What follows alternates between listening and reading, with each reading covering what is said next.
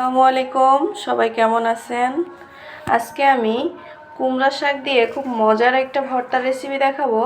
তার জন্য দেখুন কুমড়া শাকগুলো ছোট ছোট করে কেটে খুব সুন্দরভাবে ধুয়ে নিয়েছি। তো দেখুন কিভাবে আমি ভর্তাটা তৈরি করি। তেল গরম হয়ে গেছে, আমি কয়েকটা শুকনো মরিচ দিয়ে দিচ্ছি। ভর্তা কিন্তু একটু ঝাল ঝাল খেতেই ভালো লাগে, এজন্য বেশি করে শুকনো মরিচ দিয়েছি। হালকা করে একটু ভেজে নেব। শুকনো ঝালগুলো হালকা করে ভেজে নিয়েছি। এবার আমি আস্ত রসুনের কোয়াগুলো দিয়ে ব্যাস একসঙ্গে খুব ভালোভাবে ভেজে নেব।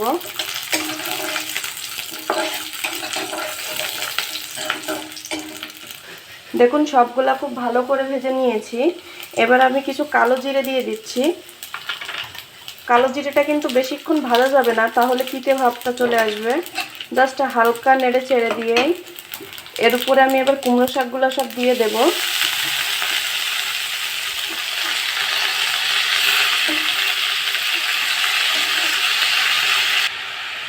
এবার স্বাদ মতো লবণ দিয়েই হালকা নাড়াচাড়া দিয়ে ঢেকে রেখে দেব।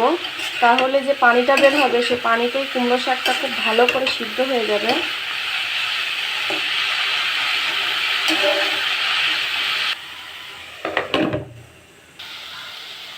দেখুন শাকটা একদম ঝরঝরা করে ভাজি করে নিয়েছি। এবার সবগুলো শাক ঢেলে নেব আমি। এই যে আমি ব্লেন্ডারে করে বেটে নেব। আপনারা চাইলে কিন্তু শিলপাটায়ও বাটতে পারেন। দেখুন কুমড়া শাকের পাতার খুব মজার একটা ভর্তা রেডি করে ফেললাম। তো এই শীতের সময় গরম গরম ভাতে কিন্তু এমন ভর্তা খেতে খুবই ভালো লাগে।